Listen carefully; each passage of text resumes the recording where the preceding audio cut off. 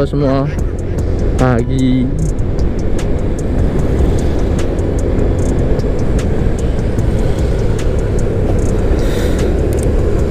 Timika pagi. Tanggal berapa ya sekarang? Sekarang ini tanggal akhir bulan ya, tanggal 30 kalau nggak salah ini.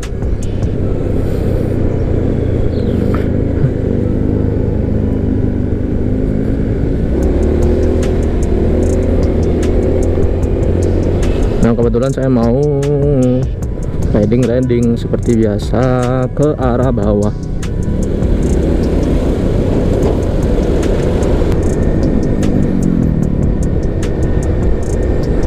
Saya juga mau sharing-sharing ya soal apa ya, kayak sistem penyewaan motor yang ada di Timika ini ya.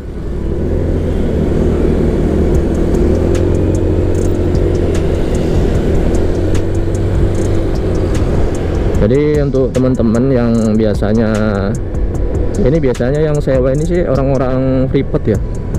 Istilahnya kalau kerja di atas di Tembagapura kan turun ke Timika itu kan seminggu sekali biasanya ya. Nah jadi rata-rata orang yang kerja di Tembagapura ini kan beberapa ada yang enggak punya kendaraan, jadi biasanya nyewa ke orang-orang yang ini buka rental gitu loh.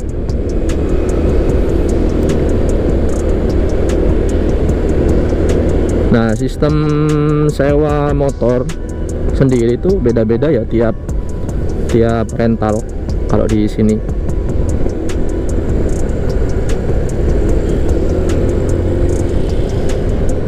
Kalau rental secara umum, maksudnya rental yang untuk orang-orang ojek yang bukan 1 hari 2 hari nyewa, bisa berbulan-bulan bahkan bertahun-tahun, itu beda dengan sewa yang harian yang untuk karyawan-karyawan freeport ini.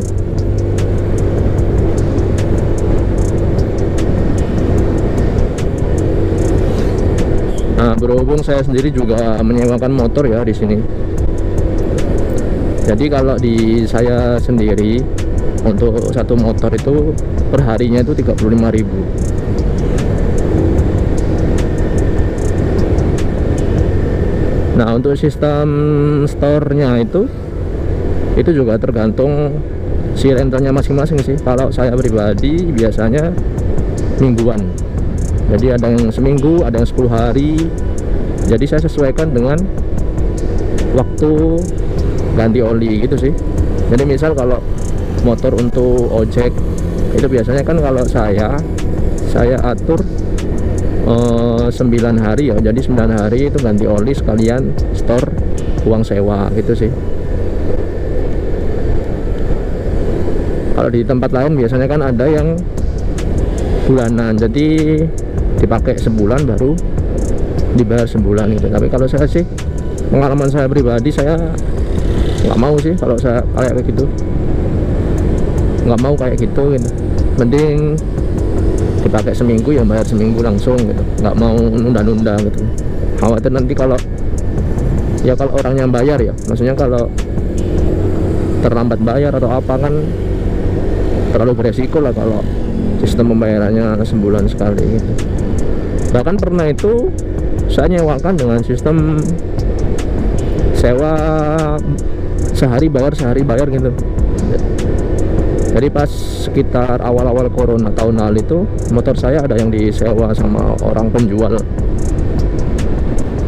ini ya, kayak lalapan gitu. Jadi motor kan sebenarnya kalau dipakai orang-orang seperti itu kan nggak seberapa bekerja ya, maksudnya dipakai hanya sewajarnya saja gitu loh. Nah itu nego-nego ketemu 30.000 per hari gitu sih. Jadi dia hanya butuh bayar 30 ke saya gitu. Tapi kalau untuk ojek itu memang dari dulu kita patok harga 35 sehari sih gitu.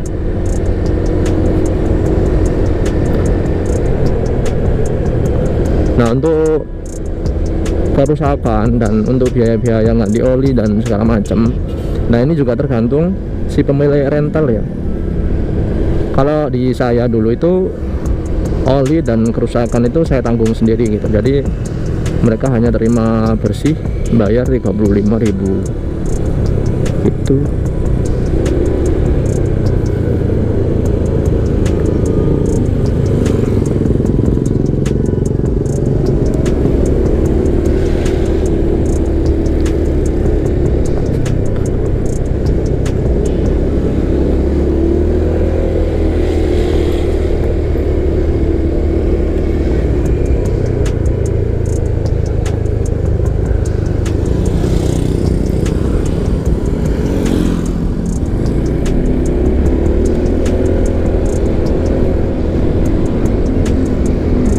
Kalau untuk rental yang khusus karyawan, saya nggak tahu ya sistemnya seperti apa. Tapi kalau teman saya sendiri bilang itu bilangnya sehari 100.000 gitu. Jadi ya sudah, mau dipakai dimanapun, pokoknya sehari yang bayar 100.000.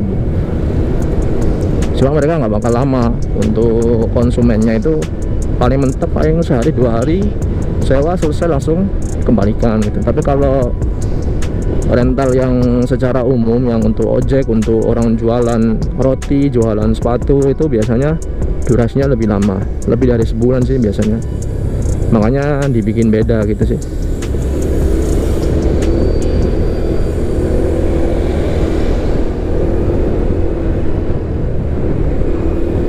Kalau rental di teman saya itu, yang punya itu kalau nggak salah orang Madura ya, dia punya rental motor.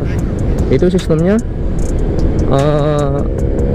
sewanya 30.000, sewanya 30.000. Cuma kalau ada kerusakan dan biaya-biaya kayak ganti oli, ganti kampas itu bagi 2 gitu. Jadi misal kalau harga olinya sama oli kardan 70.000, berarti si yang punya rental bayar 35, si yang sewa juga bayar 35 gitu.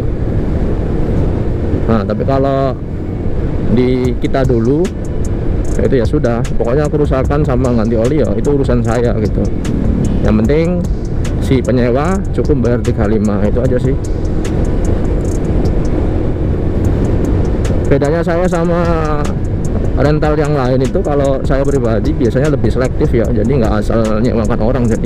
Jadi misal kalau ada orang tiba-tiba datang mau sewa gitu, selagi saya nggak kenal orangnya atau nggak kenal apa ya asal usul dia, keluarga dia di sini, ya saya nggak berani gitu.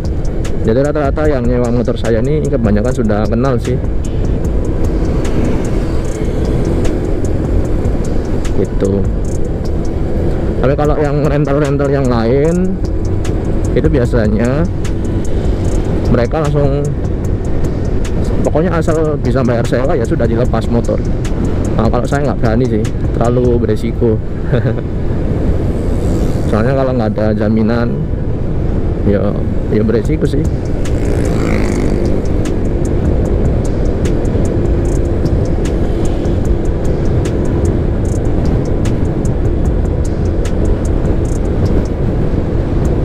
Jadi di sini ini kalau teman-teman mau nyewa motor ya, itu tiap rental itu kayak berbeda-beda sih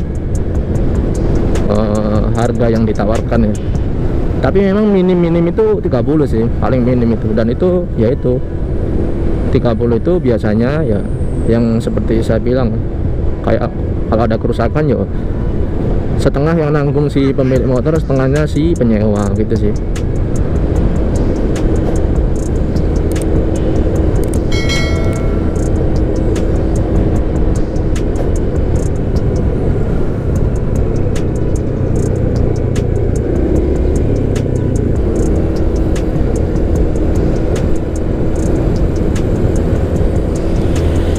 Kalau di rental-rental yang lain, sepengetahuan saya, pengalaman teman-teman saya ya, waktu menyewa di rental yang lain itu biasanya butuh ini, jaminannya cuma KTP, minimal KTP sih. Karena kalau si rentalnya sedikit punya aturan lebih ya mungkin fotokopi KK juga ya sebagai jaminan. Tapi kalau saya dari dulu nggak pernah sih kalau jaminan KTP, nggak pernah. Soalnya memang dari awal memang sudah komitmen, ya itu sih selektif. Kalau yang mau nyewa ya harus yang saya kenal gitu loh. Yang saya kenal ini kan bisa diartikan macam-macam ya, bisa dari teman saya sendiri atau temennya teman saya kayak gitu. Pokoknya ada jaminan, ada jaminan apa ya, kepercayaan lah gitu sih.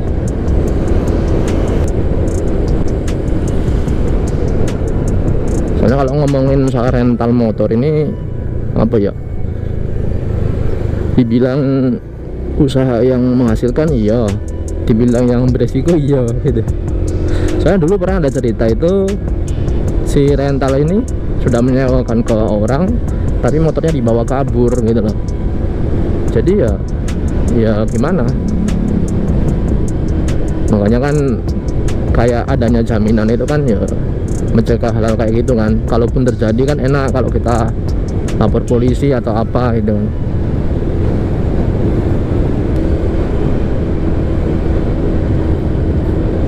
Ngomong-ngomong, cuaca Timika sekarang mendung.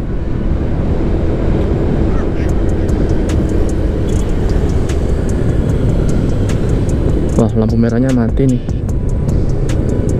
Harus hati-hati kalau nyebrang.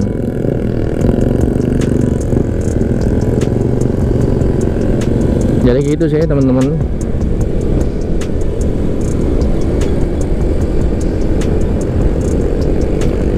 Pokoknya semua itu kalau soal urusan sewa menyewa motor ya atau di rental itu semua tergantung pembicaraan sih.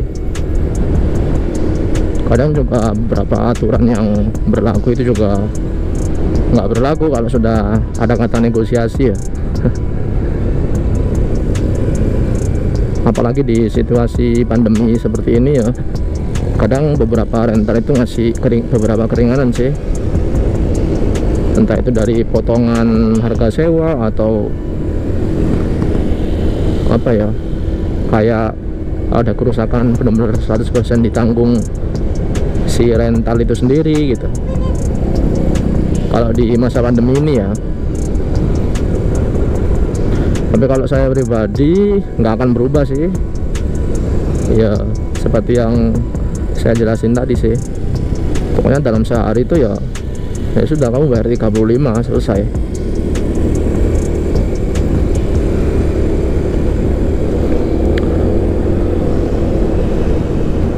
Kalau yang untuk beberapa karyawan yang biasa sewa di rental-rental khusus ya, itu saya nggak tahu ya, dihargai 100.000 itu kenapa, atau memang dari dulu seperti itu ya bebas sih, namanya bisnis kan.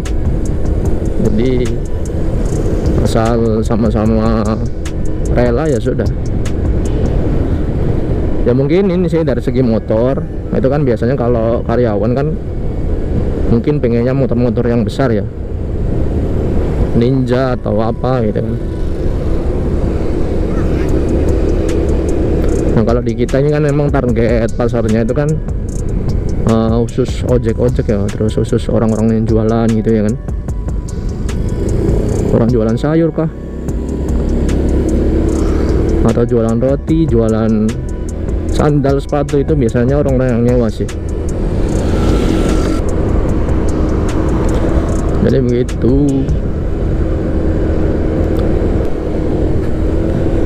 Ini kalau sudah hamin 7 hari atau 3 hari menjelang hari raya gitu, biasanya toko-toko sudah rame nih, orang sudah mengejar apa ya, belanja ini belanja itu ya kan, sudah jadi budaya.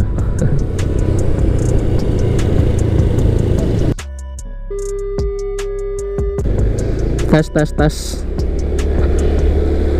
Aduh, jadi kamera saya mati tadi. Nggak sadar sih ini. Saya ingatnya itu pas saya cek di spion sih, ternyata mati. Jadi itu aja sih teman-teman ya. Jadi kesimpulannya, kalau teman-teman mau sewa motor ya, dan kebetulan nggak tahu sistemnya kayak apa itu mending dibicarakan dari awal sih. Maksudnya perjanjiannya kayak apa, itu aja sih. Semua tergantung kesepakatan, kayak harga hariannya berapa, resiko ada kerusakan, ganti oli siapa yang nanggung, itu perlu dibicarakan semua. Jadi sampai di sini dulu. Mudah-mudahan saya bisa update video lagi ya teman-teman. Sampai ketemu di video selanjutnya. Terima kasih.